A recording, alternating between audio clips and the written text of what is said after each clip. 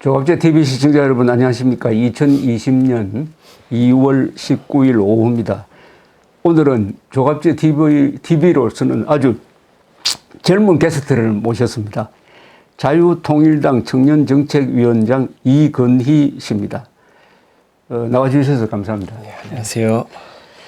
지금 자유통일당이 만들어져서 지금 젊은 사람들이 그리고 탈북자들이 많이 이 당에 들어오고 있는데, 우선 이건희 씨는 1984년, 예. 4년 출생이니까 36입니다. 그죠? 네, 36. 청년이라고 해야 되나? 청년. 해병대 968기 출신이고, 아주대학 졸업, 그 다음에 성균관대학 트루스포럼 대표. 현직입니까? 네네. 예. 성균관대학 국가전략대학원 정치학 석사 재학 중인데, 자유통일당에 우선 왜 들어왔죠? 우선 들어오게 된 이유가, 저는 이 자유를 수호해야 된다라는 생각을 하게 됐습니다. 이 차츰 이 문재인 정권에서 있으면서 그 당연하게 여겨졌던 그 자유라는 것이 얼마나 소중한지를 깨닫게 됐습니다. 예, 그래서 뭐 긴 얘기를 또 드려야겠지만은 우선은 그게 핵심적인 이유입니다. 근데 지금 20대, 30대에서 자유통일이란 말이 귀에 익숙합니까? 제 입장에서는 아니라고 생각합니다. 아, 아닙니까? 네. 무슨, 통일에 대해서는 무슨 용어가 제일 자주 쓰여요? 아시겠지만 평화통일, 평화통일. 평화통일이라는 단어가 마치 그게 이제 좋은 것처럼 여겨지고 있죠. 그럼 자유통일이라는 말을 들었을 때 어떤 생각이 들었어요? 그것은 당연하다. 대한민국 주도의 북진 자유통일은 그것이 정상적인 통일이다라고 생각하고 있습니다. 그럼 자유통일당에서는 자유통일이란 그 컨셉을 어떤 식으로 이해를 하고 있습니까? 자유통일이란 말에 담긴 의미. 기본적으로 자유통일에 담긴 의미는 대한민국 주도의 자유통일이 돼야 된다. 그리고 또 연방제나 어떤 그런 식의 형태를 띄어서 가는 것이 아니고 대한민국이 주도로 지금 자유민주주의 체제를 북한에 이식시키는 거다. 그 원칙적인 내용으로 가고 있습니다. 그 자유통일이라는 게 헌법적 근거를 가지고 있다는 거 아시죠? 예, 그 헌법에도 그 자유통일이라는 가치가 있는 것으로 알고 있습니다. 그게 헌법 제4조가 대한민국 자유민주적 기본 질서에 입각한 평화적 통일을 추진한다고 되어 있거든요. 네. 그러니까 자유민주적 기본 질서에 입각한 평화적 통일이니까 평화적 방법으로 자유통일한다는 뜻이거든. 네, 그죠? 네. 평화적 방법으로 자유통일해서 북한 동당 정권을 배제하고 남북한이 대한민국 기치하에 하나로 합쳐지는 거거든요. 네, 맞습니다. 예. 그러니까 이 자유민주적 기본 질서 하에 통일을 해야 되니까 사실은 북한 노동당 정권을 상대로 통일을 논의하는 것은 자유민주적 기본 질서가 아니므로 북한이 그게 헌법 위반입니다. 맞습니다.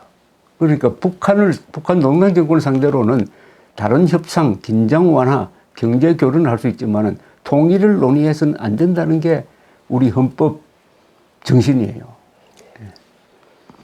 그런데 자유통일당이라는 이름은 우리 세대에게는 상당히 속이 시원한 용어인데, 그쪽에 20대, 30대 이 정당이 잘 먹힐까요?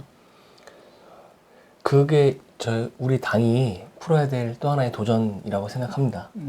그것이 될 때, 밑에서부터, 그 젊은 세대부터 그것이 다져졌을 때 자연스럽게 자유통일이 이루어질 것이다 라고 또 생각하고 있습니다. 어떤 논리로서 20대, 30대에 자유통일당을 알릴 수 있을까요? 어떤 논리로? 기본적으로 자유라는 가치가 어떤 어려운 가치라 생각하지 않습니다. 그 21세기 보편적으로 선진 사회에서 가지고 있는 그 자유라는 가치가 그 지켜지지 않는 것이 북한이다. 그렇기 때문에 그 북한의 실상을 알리고 있는 그대로 청년들이 알 수 있다 그러면 그 자유의 가치를 깨닫게 되지 않을까 이렇게 생각하고 있습니다. 근데 이 자유라는 말은 여러 가지로 정치적으로 쓰여지면은 그게 정치적 자유, 언론 자유, 그리고 이게 경제적으로 쓰여지면은 사유재산권을 말하는 겁니다. 네, 맞습니다. 그죠? 네. 그래서 이 자유는 상당한 그 생산력이 있는 단어입니다. 그러니까 국민들에게 자유를 주면은 열심히 일해가지고 돈을 벌고 강한 군대를 가지고 그 다음에 나라를 부강시킬 수 있다. 그런 말 있잖아요, 그죠? 부강한 나라를 만드는 걸 흔히 부국강병이라고 그러죠. 나라를 부자로 만들고 강한 군대를 만드는 거. 부국강병이 가능하려면은 자유가 있어야 되거든요. 맞습니다. 자유. 그러니까 자유와 부국강병은 다른 게 아니고. 근데 마침 이번에 보니까 당 강령 아닌 것 같은데 이승만의 자유민주주의 정신과 박정희의 부국강병 정신을 이어받는다. 이렇게 돼 있죠. 맞습니다. 예. 예, 그게 바로 자유와 부국강병을 서로 연결시킨 거거든. 자유가 있어야 부국강병이 가능하다. 이렇게 보이는데 이승만, 박정희에 대해서도 거부감이 없었습니까? 저는 기본적으로 그 이승만 대통령은 건국의 아버지로서 자랑스럽게 생각하고 있습니다. 요즘 청년들은 그거에 대한 인식이 별로 없는 것 같아서 안타까운데요. 기본적으로 이승만 박사님의 그 뛰어난 그런 그 식견, 인사이트를 통해서 이 대한민국이 자유민주주의 국가로 시작될 수 있었다는 것에 대해서 자랑스럽고 감사하게 생각하고 있습니다. 그럼 이승만 박사에 대해서 제일 위대하다고 생각하는 게 어떤 부분이에요? 이거는 개인적인 소신이기도 하지만 저는 이승만 박사님이 크리스찬으로서 대한민국을 기독교의 가치에 입각해서 세우셨다는 그 부분이 저는 가장 중요한 업적이라고 생각하고 있습니다. 구체적인 여러 가지 안들이 있지만 그런 것들보다도 우선은 그것이 가장 기본적인 부분 아닌가 이렇게 생각하고 있습니다. 지금 이승만에 대해서 높게 평가하는 사람이 동년배에 많아요. 안타깝게도 제가 알기로는 지금 한국 사회에서 많지 않은 걸로 알고 있습니다. 뭐 역사적인 역사 교과서나 이런 부분에서도 많이 언급이 안 돼 있고. 한국 사회 말고 동년배에서 같은 또래에서 이승만에 대한 평가는 어떻습니까? 좀 더 직선적으로 말씀드리면은 좋지 않다고 생각하고 있습니다. 왜 좋지 않게 됐을까? 그게 가장 기본적으로는 왜곡, 그 사실에 대한 왜곡. 왜곡. 네. 그게 이제 확장돼서 이렇게 됐죠. 그럼 그러니까 초, 중, 고등학교, 대학 동안에 이승만에 대해서 어떻게 배웠어요? 다행스럽게도 저는 그 이승만 대통령에 대해서 배울 때는 저는 뭐 정교조나 이런 쪽에 노출이 되지 않았습니다. 그래서 그렇군요. 제대로 배웠다고 생각을 하기 때문에 좋은 선생님을 만났네. 그렇죠. 운이 좋게도 그렇게 돼서 그런데 지금 보면은 제 교과서를 봤을 때는 그렇지가 않은 것 같더라고요. 그래서 예, 그렇습니다. 그러니까 우리 동년배 20대, 30대가 이승만에 대해서 생각을 갖게 되는 그 과정이 어떻습니까? 난 그게 궁금해서 물어보는 거예요. 기본적으로는 잘 모른다. 잘 모른다. 잘 모른다가 우선은 압도적으로 말하는 거고요. 잘 모른다. 그리고 조금 알면 뭐라 그럴까 독재를 했다. 독재했다. 네, 이 정도. 그 정도 수준에서 알고 있는 경우가 많고요. 네. 그러면 이승만 하면 제일 먼저 떠오르는 게 우리는 건국인데 6.25인데 젊은 사람들, 학생들은 뭘까? 이승만 하면 떠오르는 말이. 글쎄요, 저도 계속 상상과 추측을 통해서 이렇게 말씀을 드리고 있는 것 같은데, 글쎄요, 뭔가 독재를 했다. 독재했다. 독재를 했다. 그다음 또 뭐가 있을까요? 독재. 네. 독재밖에 없어요. 혹시 친일을 했다고 믿는 사람 있는 거 아닌가?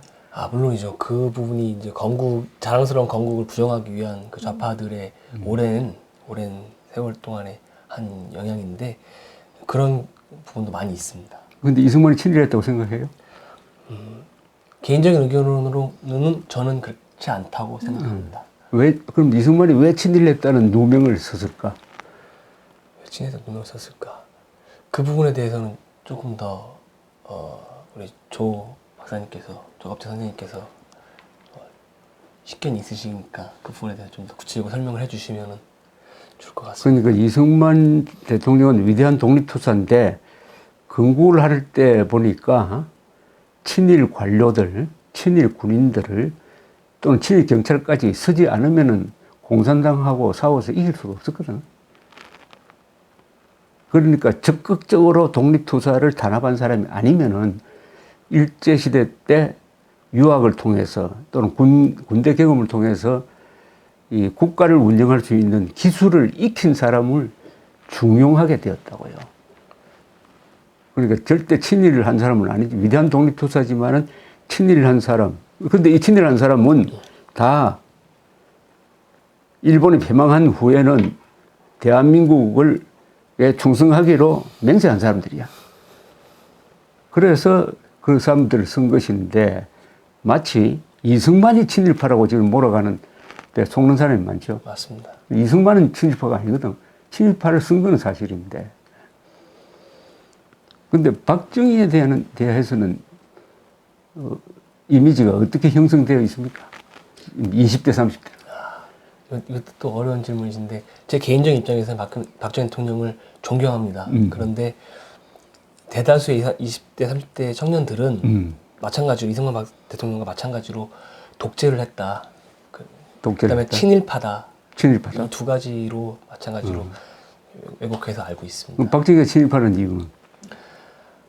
가장 근본적인 게 일본 육사를 나왔다. 뭐 이런 육사 거를 대표적으로 말씀을 하시는 걸로 아는데 뭐 아시겠지만 그 당시에 그 할 수 있는 선택 중에서 그 가장 할 수 있는 선택이 그렇게 해야만 이 나라에서 리더십을 가질 수 있었기 때문에 네. 그러면 20대, 30대는 독재는 무조건 나쁘고 친일은 무조건 나쁘고 그렇게 생각하는 모이지?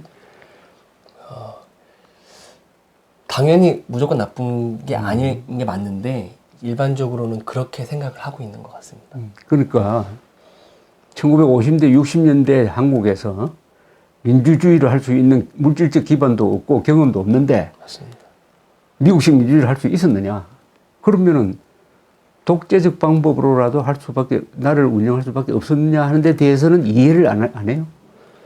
이해를 안 하는 것도 있고 그 시대적 배경에 대한 깊이 있는 어떤 모른다 이거지. 지식이 사실 많이 없는 걸로 알고 있습니다. 그럼 학교에서 제대로 안 가르쳐준다. 네, 그게 가장 크다고 생각합니다. 친일도 마찬가지지. 이게 조선이 무너지고 고종은 끝까지 저항한 게 아니라 일본의 귀족으로 편입이 되어버렸어요. 그러니까 장수가 항복한 거지. 그러면은 국민들도 일제에 순응하면서 살 수밖에 없는 그런 환경에 처해졌는데 대장은 항복을 했는데 쫄병들이 왜 끝까지 싸우지 않았느냐 해가지고 친일로 몰면은 친일에 걸리지 않을 사람이 없죠. 그러니까 친일과 독재가 무조건 나쁜 거냐 아니면은 현실을 감안했을 때 불가피했다고 볼 면이 있느냐 하는 것을 학교에서 가르쳐 줘야 되거든. 맞습니다. 근데 그런 교육을 받은 적 있어요? 저 또한 그런 교육은 받은 적이 없습니다. 그래서 네. 자, 그런데 이제 자유통일당의 청년 정책위원장이니까 상당히 중요한 직책인데 뭘 할 생각입니까? 가장 이런 식의 대화를 하다 보면 가장 먼저 듣는 질문 중에 하나인데요. 제가 무엇을 해서 한꺼번에 이 상황을 다 바꾸고 이 나라를 한꺼번에 바꿀 수 있다고 생각하지는 않습니다. 그런 정치를 하시는 분들 중에는 그런 약속들을 하시는 분들이 많이 있는데요. 우선은 지금 할 수 있는 작은 한 가지부터 하도록 노력을 하겠습니다. 그리고 해야 될 것들이 너무 많아서 그걸 다 제가 할 수도 없는 부분인 거고요.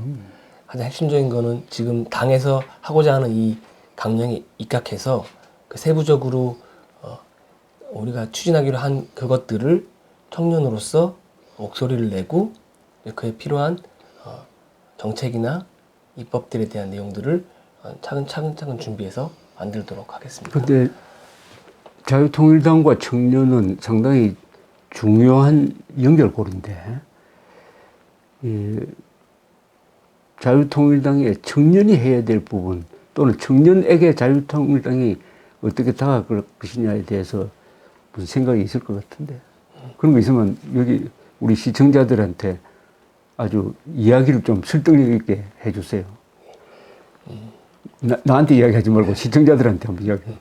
이게 참 어려운 질문입니다. 가장 자유의 그 가치를 지켰을 때 혜택을 보는 세대가 젊은 세대인데 그 젊은 세대가 가장 또 망각하고 놓치고 있는 부분이 자유라는 가치입니다.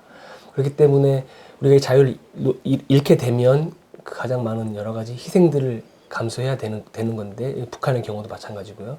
그렇기 때문에 우리가 이 청년들에게 우리 당이 그 가치에 대해서 결국은 알리는 그런 활동을 하는 것을 그 장기적 과제로 가져가야 된다고 생각합니다. 그리고 당장 지금 당이 시작하는 단계이기 때문에 청년들에게 어떤 그런 그럴싸한 어떤 자리나 어떤 역할 이런 것들을 보장하고 그들의 책임져주고 좀 그런다기보다는 우리 청년들 한 사람 한 사람이 이 당의 주인이다라는 생각으로 만들어가야 되는 상황입니다.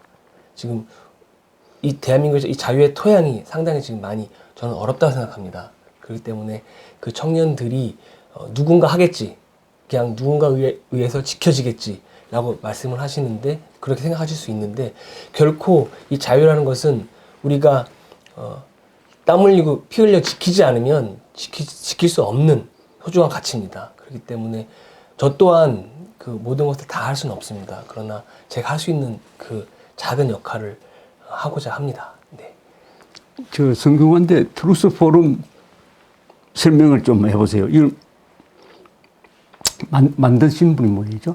이걸 아닙니다. 이것을 만드신 건 김은구 서울대학교. 서울대학교지. 그럼 성균관대 트루스 포럼 대표 역할을 해서 하셨는데 어떤 일을 했는지 한번 설명을 좀 해주세요. 예, 뭐 제가 대표라고 해서 이 활동을 저 혼자 다 한 건 아니고 많은 청년들이 함께 했고요. 기본적으로 저희는 대학 내에다가 이 좌파 정권의 그리고 탄핵의 부당성에 대해서 알리는 대자보를 써서 붙이고 있습니다. 아, 탄핵? 네. 탄핵 부동? 네. 최초의 저희 단체가 탄핵의 부당성에 대해서 최초로 대학 내에다 대자보를 붙이기 시작한 단체로 시작됐습니다. 그럼 2016년부터 했어요? 정확히 따지면 그렇습니다. 그때만 해도 상당히 그 용감하지 않으면 그렇게 할 수 없었을 텐데. 네, 맞습니다. 그러니까 박근혜 탄핵은 부당하다 이랬다 이거죠. 맞습니다. 그 당시에 기억하시겠지만은 당연히 탄핵 당할 사람이 당했고 그것을 옹호하는 사람들이 죄인 취급을 받던 그런 시대였습니다.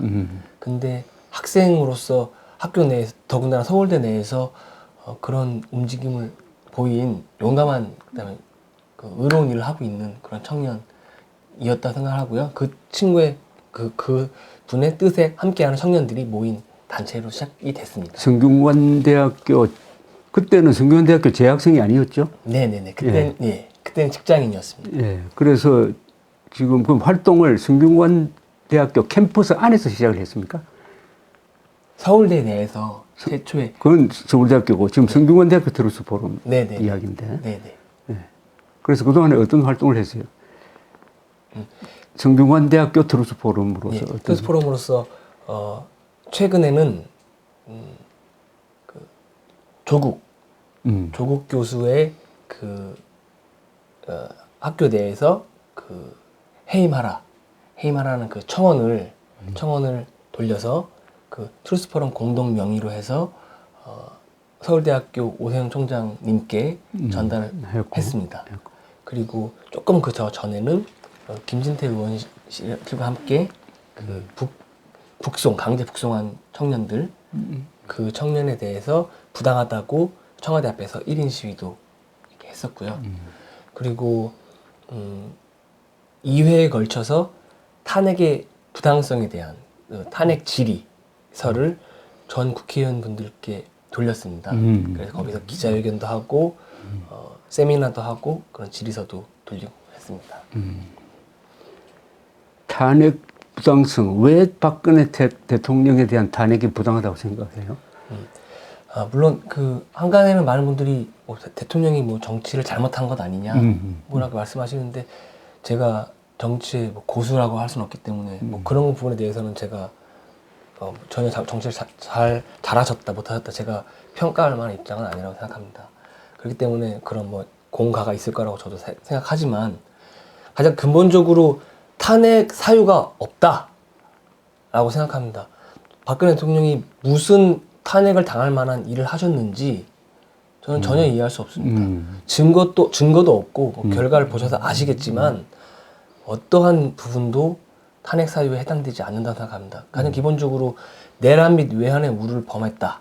이게 뭐 탄핵 사유의 기본인데 어떤 부분이 내란이고 어떤 부분이 외환의 운지 전혀 그 부분에 대해서는 이해할 수 없고요. 그래서 뭐 이거 말고도 여러 가지 부분들이 있는데 일단은 기본적으로 그렇습니다. 근데 이 탄핵은 꼭 내란 및 외환의 죄를 범하면은 현직 대통령이라도 형사소추를 당하고, 탄핵은 헌법과 법률을 중대하게 위반했을 경우에 탄핵이 돼요. 그러니까 박근혜 대통령은 후자에 해당된다고. 문제는 그게 과연 중대한 헌법 위반이 되느냐 하는 게 이제 정점이 돼야 되겠죠. 네. 예. 그런데 자유통일당이 지금 창당된 지 얼마 안 되는데 이제 시간이 다가와가지고 선거가 60일밖에 남지 않았다고. 네, 50. 예? 네. 뭐 60일, 네. 약 2달밖에 남지 않았는데 무슨 선거 대책에 대해서 상당히 궁금할 것 같아. 자유통일당이 좋은 정당이고 이름도 좋은데 선거판에 되면은 다 궁금한 게 선거 전략이 뭐냐, 누가 나오느냐거든. 여기에 대해서 뭐 할 이야기는 없어요. 구체적인 선거 전략에 대해서 제가 다 말씀드릴 입장은 아니라고 생각을 하는데요.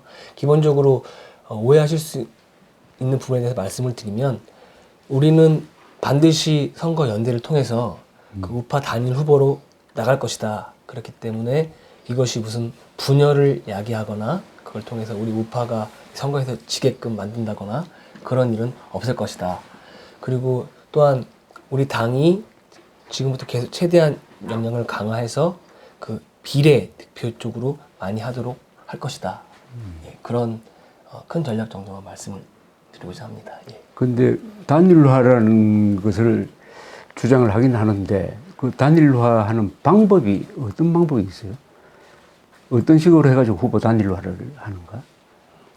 이제 예를 들면 지금 바뀐 한국당이 절대적으로 우세한 지역이다. 그리고 반드시 이런 후보는 이쪽에서 진행을 해야 된다라고 한다 그러면 당연히 저희 쪽에서는 양보를 통해서 그쪽에서 먼저 할 수 있도록 하고 그렇지 않고 경합 지역이다 그러면 공정하게 이제 경선을 통해서 이런 부분을 이제 그 가장 많이 그 표를 받으신 분이 할 수 있도록 이렇게 하려고 하는 그런 기본적인 원칙을 가지고 있고. 근데 문제는 단일화는 일방적으로 하는 게 아니고 상대가 있어야 되거든. 네네.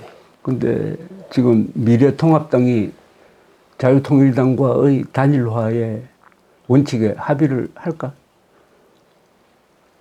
그게 지금으로서는 쉬워 보이지는 않습니다.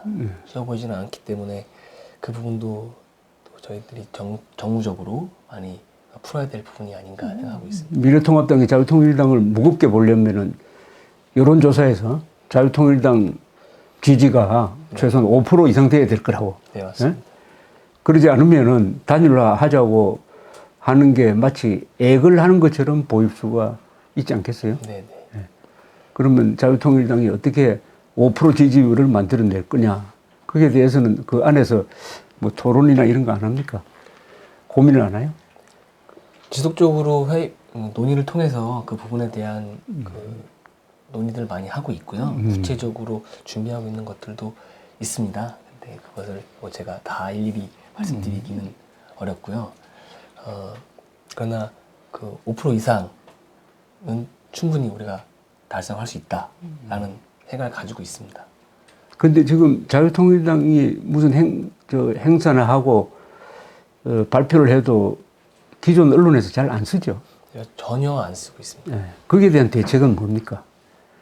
일단 기본적으로는 이 언론 환경이라는 게 어제 오늘 일이 아니기 그렇죠. 때문에 기대는 안 하고 있었지만은 당에 창당됐음에도 불구하고 이렇게까지 무관심할지는 정말 저희도 좀 몰랐죠. 큰 벽처럼 느끼죠. 예. 예. 그래서 지금으로서는 저희가 다른 방법도 강구하고 있지만 가장 우선적으로는 유튜브를 통해서 알리고 있습니다. 이렇게 조갑제 방송을 통해서도 말씀을 드리고 있고요. 그래서 이게 유튜브가 뭐 작은 것 같아도 여기서 나올 수 있는 그 파급력이 크기 때문에 최대한 유튜브를 활용하고자 노력하고 있습니다. 근데 정치는 언론을 통해서 하는 거거든. 네. 정치가 선거운동도 바로 국민들하고 바로 접촉을 하지만은 사실은 언론을 통한 간접적인 게 많다고. 그렇죠. 그런데 무슨 안철수 씨는 어딜 가서 연설을 하면 꼭 언론이 써주잖아요. 그죠? 맞습니다. 정치인 아닌 진중권 씨가 페이스북에 글을 쓰면 언론이 다 써준다고. 그런데 자유통일당은 안 돼, 안 써주는 거라. 어제 사드 기지를 방문해가지고 좋은 일을 했다고 생각하지만 신문에 안 나잖아요. 그죠? 네. 방송에 안 나잖아요. 그걸 잘 분석을 해가지고 왜 언론이 외면을 할까 하는 말하자면 진단이 있어야 될 것 같은데 그런 거 안 해봤어요? 지금 미디어를 담당하는 팀과 거기 그 당내 임원진을 통해서 계속 지속적으로 논의를 하고 있는 부분이긴 한데 사실 지금 뾰족하게 지금 명확하게 해결책을 내고 있지는 않은 실정입니다. 그게 쉽게 된다 그러면 벌써 저희가 했을 텐데요. 지금 다양한 형태의 그 언론 접촉을 시도하고 있지만 주로 한국당 지금의 이제 미래통합당이죠. 그쪽에 많이 쏠려 있습니다. 그래서 지금 그런 상태입니다. 예. 그러면은 어떻게 하면은 언론에 보도되는 활동을 할까 하는 고민도 해봐야 되거든. 맞습니다. 그러니까 언론 욕만 할 게 아니라 네네. 물론 한국 언론 문제가 많아요. 그러나 언론을 바꿀 수는 없는 거라고. 자유통일당 이름으로 언론을 바꿀 수는 없어요. 그러면 지금 이 기존 언론이 어떤 것을 잘 써주더라. 거기에 맞춰서 행동할 필요도 있는 거 아닌가? 맞습니다. 맞습니다. 그런 점에서 상당히 답답하게 답답하게 느껴지겠는데 더구나 청년 부분을 맡고 있으니까. 기본적으로 그 미래통합당을 좋아하는 청년도 적은데 아시겠지만 자유통일당은 더 선명한 우파 정당으로서 가치를 내걸고 있습니다. 그렇기 때문에 청년들의 인기가 사실 더 없을 수 있다고 볼 수 있어요. 그렇기 때문에 이 쉬운 길이라 생각하진 않습니다. 그러나 반드시 가야 될 길이고 해야 될 길이기 때문에 처음이 쉬운 길이 아닐지라도 가겠다. 원칙을 가지고 가겠다. 이런 생각을 하고 있습니다. 그런데 정치라는 것은 현실이잖아요. 그죠? 정치는 정치학이 아니라고. 정치학은 이론이지만은 정치는 현실이니까 당위론적으로 뭐 이렇게 뭘 해야 된다라고 유권자들한테 호소하면은 표가 안 올 거라고. 그죠? 해야 된다는 것은 저 도덕론 강의에는 맞지만은 사람들로부터 표를 얻으려면은 표를 주고 싶은 마음을 일으켜야 된단 말이에요. 그죠? 거기에 대한 지금 고민이 그 당 안에 많이 일어날 걸로 보는데 좋은 무슨 아이디어를 이야기하지 않습니까? 젊은 사람은 또 다른 시각에서 이야기할 수가 있을 것 같은데. 그 부분을 좀 더 고민하고 고려해서 준비하도록 하겠습니다. 근데 고민을 너무 오래 하면 안 되지. 지금 하루하루가 지금 흘러가는데 이게 정치라는 것은 타이밍이거든. 또 이 기한이 60일이란 말이야. 이 모래시계하고 같아요. 맞습니다. 같고. 그래서 이 정치를 언제부터 하겠다고 생각을 했어요? 이것도 일제 정치거든. 그렇죠? 자유통일당에 들어온. 네. 저도 정치를 하겠다는 생각은 정확히 기억나진 않는데 요 근래까지도 정치를 해야겠다는 생각을 한 적은 없었던 것 같습니다. 그런데 결정적인 계기가 한국당이 그 과거에 탄핵에 부역했던 그 세력들과의 그런 식의 매듭을 짓지 못하고 그런 식으로 그 합치는 모습을 보면서 당의 좌파를 잡기 위해서 우파가 집권하는 건 맞는데 이런 당을 가지고 이런 당을 가지고 집권한들 우리나라를 바로 세울 수 있을까? 라는 그런 절박한 생각을 하게 됐습니다. 그게 결정적인 계기라 생각을 하고 저는 뭐 정치적인 기술이라든가 뭐 학식이나 식견이라든가 뭐 이런 게 갖춰졌다고 저 생각하지 않습니다. 그런데 분명한 것은 그 올바른 결정을 해야 될 때 비겁하게 그것을 비겁한 결정을 해서는 안 된다라는 어떤 그런 확실한 생각은 있습니다. 그래서 이제 구체적인 어떤 정치적인 방법론적인 이런 부분에 대해서는 저도 더 많이 공부하고 연마를 해야 됩니다. 근데 이게 세상에 어려운 게 탄핵에 찬성했던 사람들이 또 문재인 정권하고 싸우는 데는 앞장섰던 사람이 있다고. 심재철 지금 통합당 원내대표 그리고 전 원내대표 나경원 두 사람 다 탄핵에 찬성표를 던졌거든. 네네. 그런데 문재인 정권과 싸우는 데는 탄핵에 반대했던 사람들보다 더 잘 싸우는 거예요. 그러면은 자유통일당이 심재철, 나경원보다 더 잘 싸워야지. 과연 그럴 자신이 있느냐는 거지. 그런 자신이 없이 탄핵에 찬성했다 해가지고 비판만 하면은 우리 국민들은 그럼 너는 어떻게 싸울래? 이렇게 딱 물을 거라고. 거기에 대한 대답이 준비가 돼 있느냐는 거지. 자유통일당이 그런 실력이 있느냐는 거지. 거기에 대해서 어떻게 생각해요? 실력이라는 게 그 상황에 따라서 자신의 입장을 바꾸지 않는 것. 저는 그게 실력이라고 생각합니다. 그 어떻게 보면은 정치적으로 아주 예민하시고 민감하셔가지고 이럴 때는 여기에 쓰고 지금쯤 빠져서 이럴 땐 여기에 쓰면 국민들한테 그 어떻게 보면 눈을 속일 수 있고 그 상황을 모면할 수 있어서 더 인기가 있을지는 모르겠지만 그렇게 하다 보니까 결국은 이 대한민국이 이렇게 된 거 아닙니까? 올바른 가치를 세우고 그 가치가 인기가 없을 수도 있죠.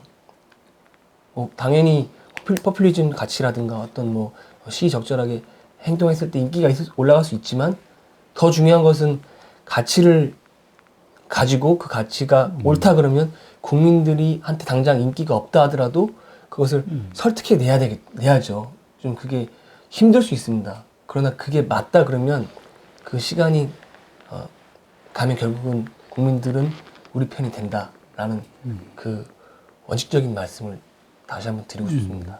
근데 그거는 정치인의 실력이 아니고 도덕적 실력이 되겠지.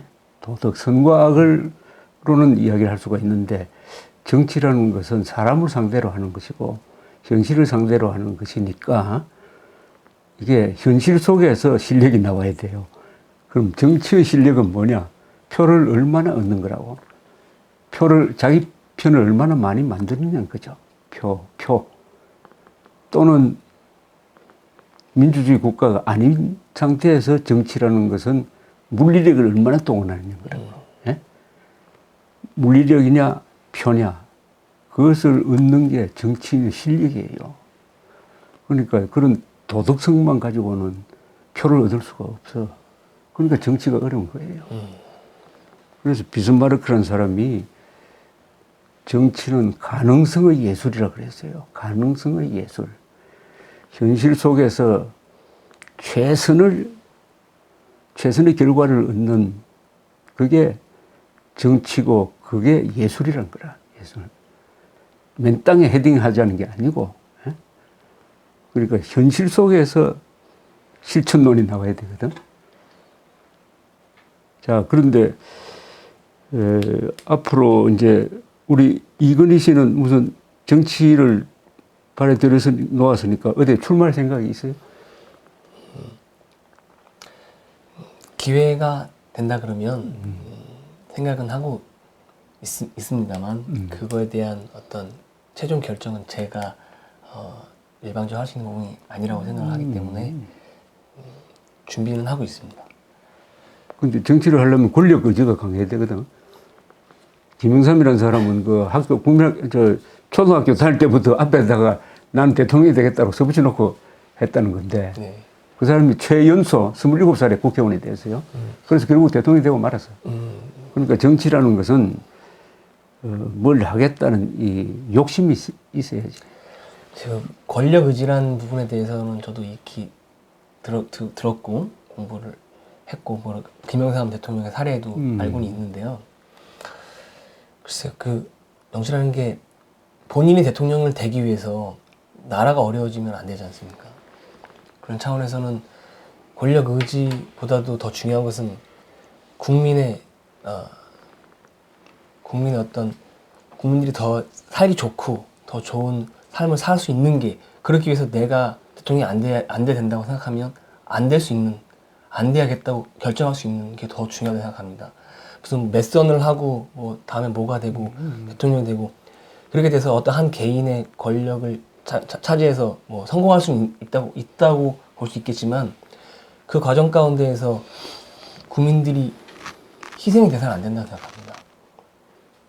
그러니까 내가 대통령이 안 되는 게, 대통령이 될 수 있는데 대통령이 안 되는 게 국민들을 위하는 일이라면 대통령이 안 되겠다. 그런 사람이 세계 정치 사상 한 사람이라도 있었을까 하는 생각이 드는데, 아마 만델라나 링컨도 그 정도로 도덕군자는 아니었을 거예요. 그건 한국에서 정치라는 거는 좌우 대결에서 목숨을 거는 거거든요. 그래서 모택동이 정치를 이렇게 설명을 했어요. 정치는 피를 흘리지 않는 전쟁이다. 전쟁은 피를 흘리는 정치다. 그러니까 한국에서는 정치와 전쟁이 같아요. 더구나 북한 노동당 정권과 핵무장한 북한 노동당 정권과 상대하는 자유통일당이니까. 그래서 나는 자유통일당 당원이 되면은 다 목숨을 걸 각오가 있어야 된다고 생각합니다. 목숨을 걸 각오가. 내가 과장법을 쓰는 것이 아니라, 왜냐하면 군인이 되는 거거든. 자유통일당원이 되는 것은 김정은을 주적으로 삼아가지고 자유를 수호하기 위해서 싸운다는 정당인데, 김정은은 대한민국을 상대로 온갖 비합법적인 방법을 동원해가지고 암살도 하고 핵무기도 만들고 하는데, 자유통일당원이 목숨 걸지 않는다면은 승부가 안 되잖아요. 그죠?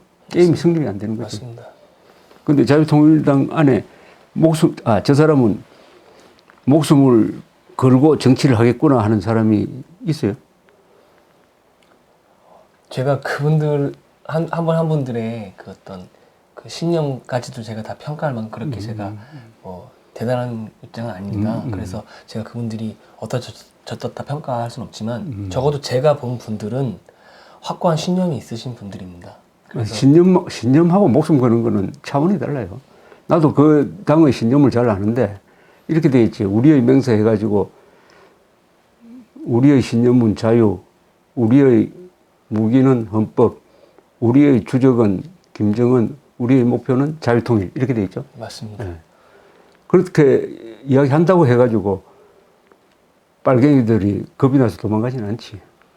물론 말로만 한다고 해서 겁먹고 도망가지는 않겠죠. 근데 네. 뭐 다른 사람은 그렇고, 우리 이건희 씨는 자유를 지키기 위해서 목숨 걸 준비가 되어 있어요? 정말 어려운 질문을 저한테 하시는 것 같습니다. 제가 어떤 투철한 사명감과 애국심으로 살아왔다고 자신하기 쉽지 않습니다. 그러나 점점 그렇게 살아야 된다고 배우고 있는 것 같습니다. 저 또한 탄핵 정국에 있어서 그 전까지만 해도 그냥 제 생각만 하면서, 제 아니만 생각하면서 살았던 것 같습니다. 요새 갑자기 유명해진 말이, 어딜 가나 많이 인용하는 말이 있더라고요. 토마스 제퍼슨이 이런 이야기를 했습니다. 자유라는 나무는 독재자와 애국자의 피를 마시면서 큰다. 독재자와 애국. 한국에서는 애국자가 피를 많이 흘렸어요. 그동안에. 애국자가. 나라를 지키기 위해서, 독립운동하기 위해서, 또는 민주화운동하기 위해서. 이제는 한국은 독재자의 피를 흘려야 자유의 나무를 키울 수 있는 단계거든. 그 대한민국에서 지금 독재자가 누구예요? 그건 김정은 추종 남한의 좌익이 독재자 아닙니까? 네, 맞습니다. 그 독재자가 피를 흘리도록 해야 된다고? 또 뭐 우리 시청자가 많으니까 이 기회를 빌어서 할 말은. 오늘 이 자리에 뭐 어떤 저에 대해서 많이 알리고 뭐 그런 자리로 온 건 사실 아닙니다. 근데 죄송합니다. 아까 그 말씀 중에 그 죽을 준비가 되어 있느냐 그 말씀하시는데 진짜 이 나라를 지키기 위해서는 그런 준비를 하지 않으면 진짜 안 되겠다는 생각을 하게 됩니다. 그래서 근데 그 너무나 그 많은 분들이 말이 앞선 분들이 너무 많아서 저 또한 그런 말을 하기가 솔직히 겁이 납니다. 그렇지. 저는 그러나 제가 그 드릴 수 있는 말씀은 그 용기를 내야 되는 순간에 결코 비겁하지 않겠다. 그 말씀은 드릴 수 있습니다. 아, 좋은 말이네. 용기 내야 될 때 비겁하지 않겠다. 오늘은 명언입니다. 자, 고맙습니다. 예.